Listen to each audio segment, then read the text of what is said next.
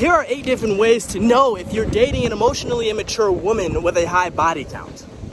Now, this isn't a set in stone rule for every woman, but when it comes to the average woman, these are very accurate indicators of understanding the person that you're dealing with. Number 8, and one of the more obvious ones, is having an overly selfish personality. Someone that is all me, me, me.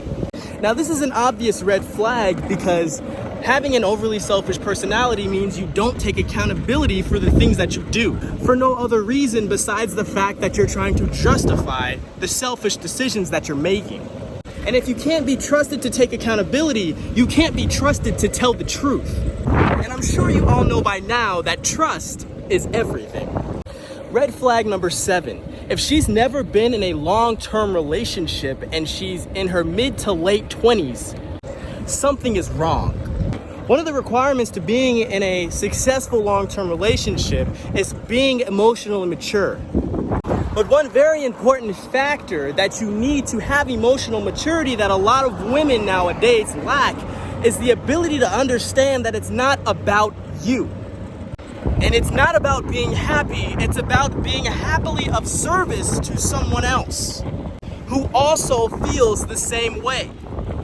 If she's a self-proclaimed queen, run. Because you're only deemed a queen after a king decides to marry you.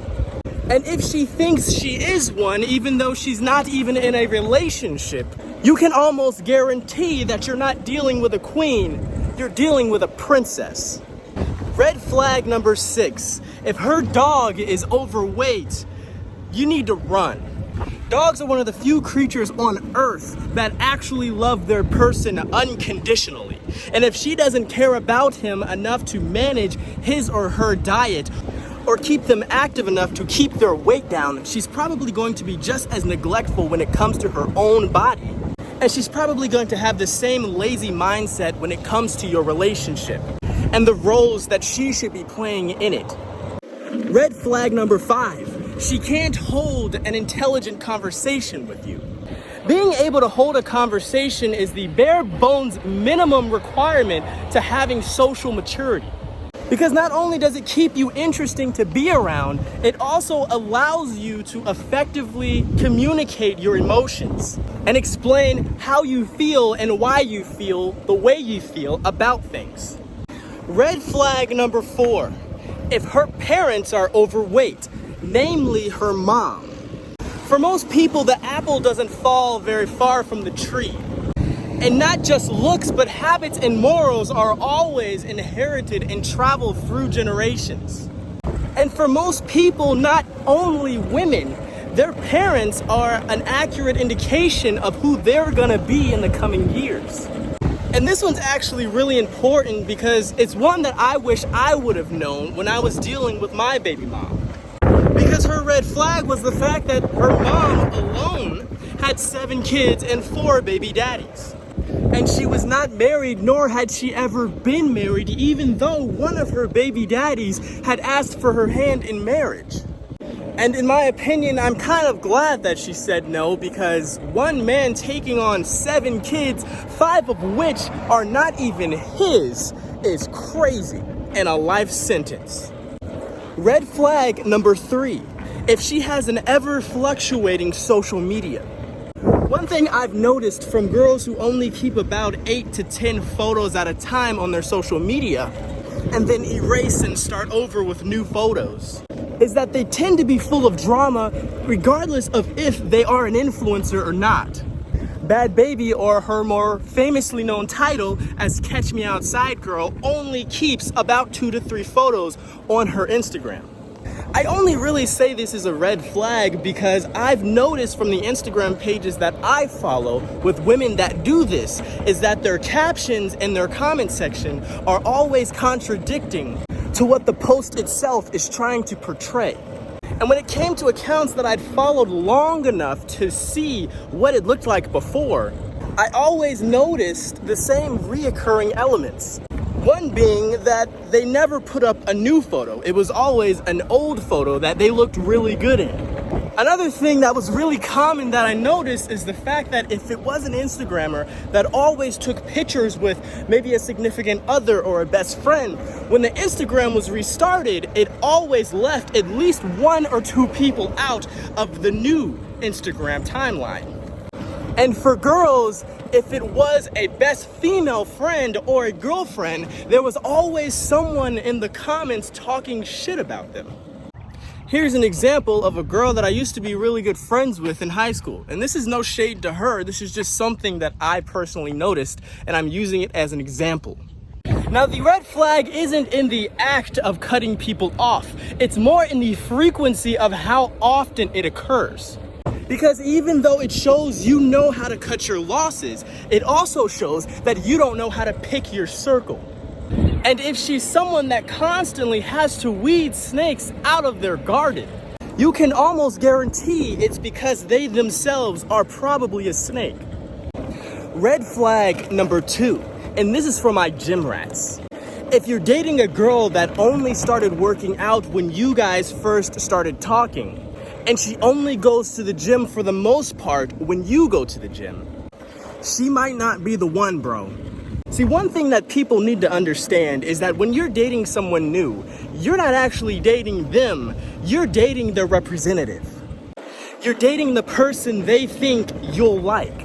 And although this in itself is not the red flag, you need to understand that if there's someone that already has bad habits, their representative is simply showing you things that you'll like until they get comfortable.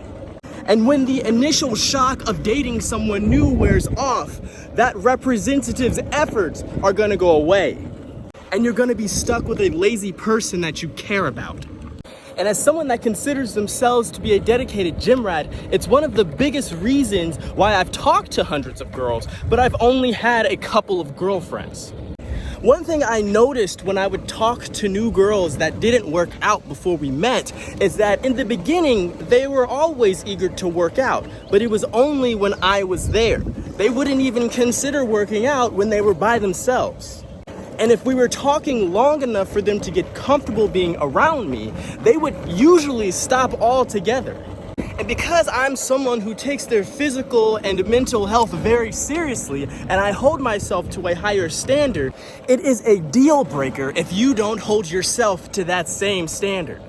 And when I started realizing that girls were just pretending to be what they thought I wanted them to be, instead of actually just wanting to change to better themselves, I started paying closer attention to the places that I found these girls. If we started talking on Instagram, I made sure that I went to their Instagram page to see if they worked out already. And I would ask them questions like, what is your definition of the perfect day off? Or what do you like to do in your spare time? And sometimes I would just ask the question just outright if they liked working out. And if these questions didn't include the gym, or they hit me with the line, I've always wanted to, or I need to start, I usually just ended up ghosting them.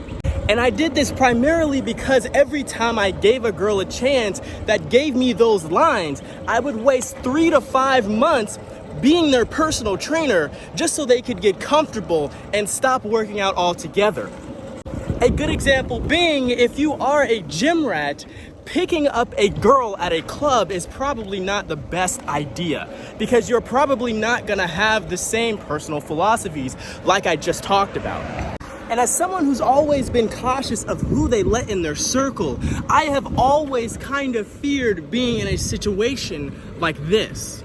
Okay, what's the fattest thing you ever did? I get up, put on my workout clothes, tell my husband and family that I'm going to the gym, get my workout bag, drive right past the gym and go to Chick-fil-A. Sat in the parking lot for about an hour, took my time eating, got this cough, Lord, took my time eating. Then I went to the dollar store and got a spray bottle. I filled it up with that water that I got from Chick-fil-A. And I started spraying myself. Even, I had to spray some in my hair, my natural hair, so it would curl up like I've been sweating, all in my armpits and everything. And I came home and I pretended to be exhausted. And my husband was like, hey, you want to go to Chick-fil-A? I was like, sure. And And I told myself a long time ago that I don't care how much history we have. I don't care how much we have in common outside of the things that I care about the most. If you don't care about you as much as I care about me, then I'm sorry, but there is no us.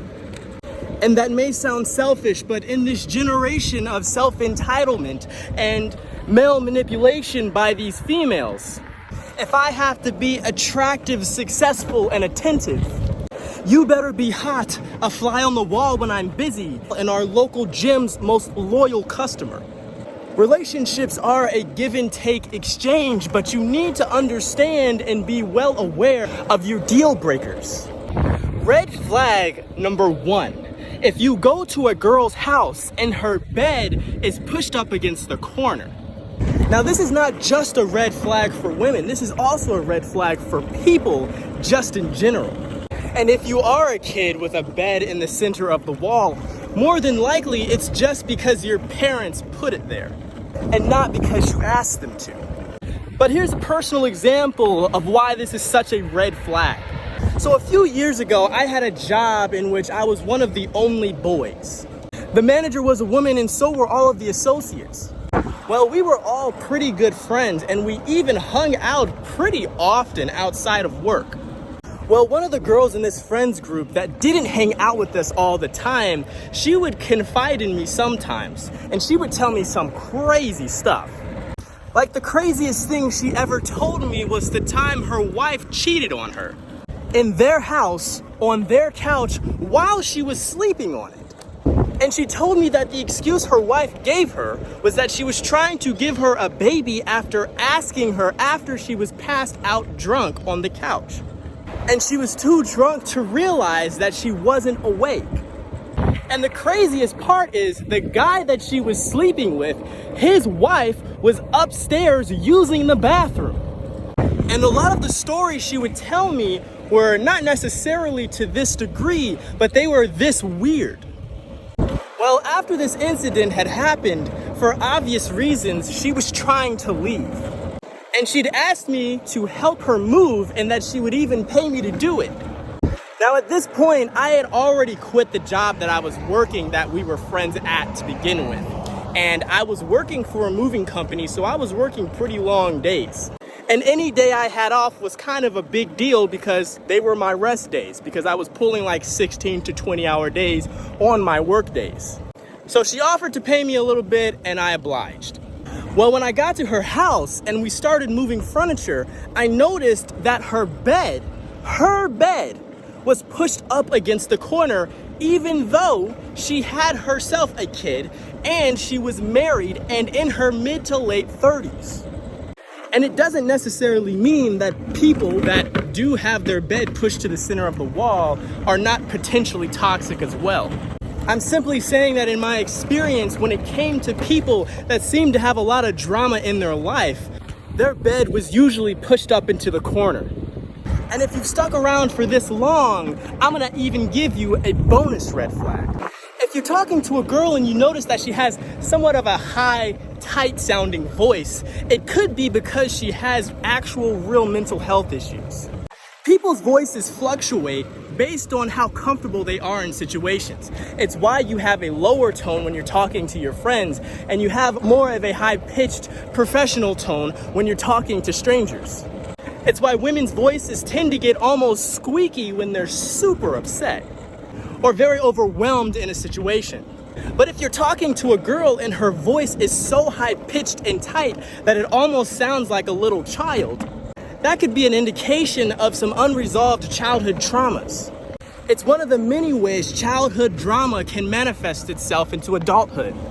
Now, in regards to these red flags, these aren't necessarily things that warrant you breaking up with a girl. They're just things that you need to pay attention to when you're trying to figure out if she's the one or if she's the one for right now. And being able to recognize these flags when they present themselves will allow you to not have to waste so much time with the wrong girls. But if you liked this video, make sure you like and subscribe. And also go to my podcast on Spotify and Apple Play, where I talk about similar topics like this. But other than that, stay woke.